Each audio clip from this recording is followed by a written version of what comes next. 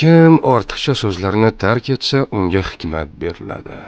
Kim ortiqcha qarashni tark etsa, unga qalb xushuyi beriladi. Kim ortiqcha taomni tark etsa, unga ibodat lazzati beriladi.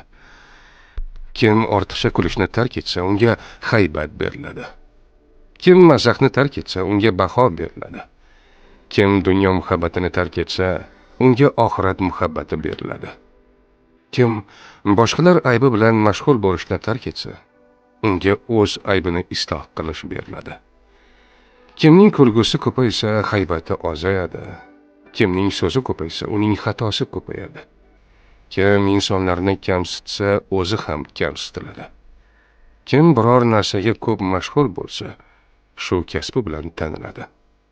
Kimning kibri havosi ko'paysa, hayosi kamayadi. Kimning hayosi kamaysa, taqvosi kamayadi.